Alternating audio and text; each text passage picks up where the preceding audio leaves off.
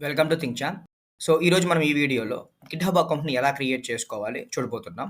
First మనం గూగుల్‌లోకెళ్ళి GitHub అని type చేయండి. వన్స్ మనం గిట్‌హబ్ అని టైప్ చేసిన తర్వాత ఇక్కడ GitHub let's build from here GitHub అని వస్తుంది. దాన్ని ట్యాప్ చేయండి. ట్యాప్ చేసిన తర్వాత ఇక్కడ మనము ఒక అకౌంట్‌ని క్రియేట్ అయితే చేసుకోవాల్సి ఉంటుంది. ఇక్కడ మనకు సైన్ అప్ అనే ఆప్షన్ కనిపిస్తుంది కదా! సైన్ అప్‌ను క్లిక్ చేయండి. వన్స్ మనం సైన్ అప్ ఆప్షన్‌ని క్లిక్ చేసిన తర్వాత అగైన్ ఇంకొక ఇంటర్‌ఫేస్‌కి తీసుకెళ్తుంది. ఇక్కడ మనము ఈమెయిల్ ఐడీ ఇవ్వాల్సి ఉంటుంది. అది చెప్తుంది welcome to GitHub let's begin the adventure enter your email ID అని. సో, మన ఈమెయిల్ ఐడీ ఏదైతే ఉందో ఆ ఈమెయిల్ ఐడీ ఇస్తున్నాను. ప్రస్తుతానికి ఇక్కడ నేను థింక్చాంప్ ఇన్‌స్ట్రక్టర్ ఈమెయిల్ ఐడీ ఉంది కాబట్టి ఇదే ఇస్తున్నాను.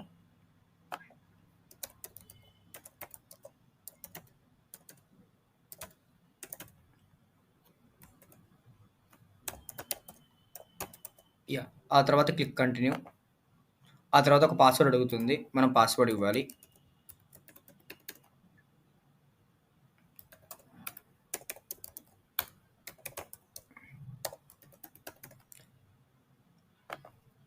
ఆ తర్వాత యూజర్ నేమ్ అడుగుతుంది. యూజర్ నేమ్ ఇవ్వండి.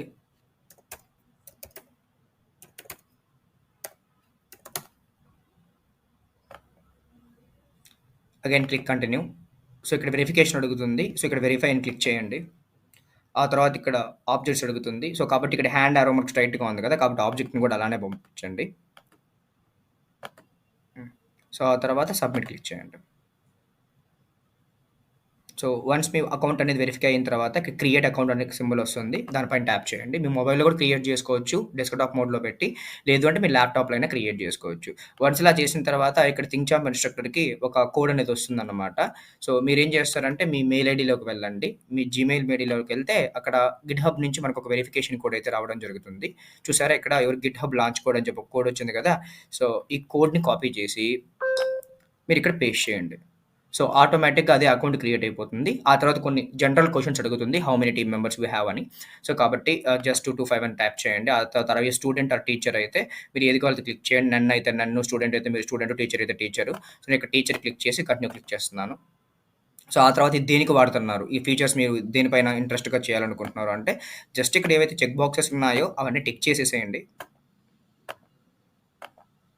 టిక్ చేసేసి కంటిన్యూ క్లిక్ చేయండి.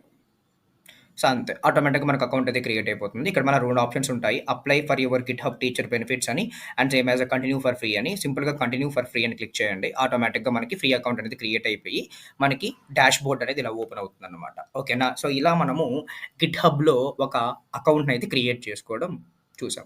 సో, వన్స్ దీని తర్వాత నెక్స్ట్ వీడియోలో ఈ గిట్‌హబ్‌లో మనము రిపాజిటరీస్‌ని ఎలా క్రియేట్ చేయాలి, హోస్టింగ్ ఎలా చేయాలి ఇవన్నీ చూద్దాము. జస్ట్ ఈ వీడియోలో మీరు అకౌంట్‌ని ఎలా క్రియేట్ చేయాలి అని మాత్రమే క్లియర్ కట్‌గా చూడండి. ఓకేనా? అండ్ మోర్ ఓవర్ ఆ వెరిఫికేషన్ పార్ట్ ఏదైతే ఉందో మన అకౌంట్ క్రియేట్ చేసుకునేటప్పుడు అది చాలా సార్లు ఫెయిల్ అవుతుంది.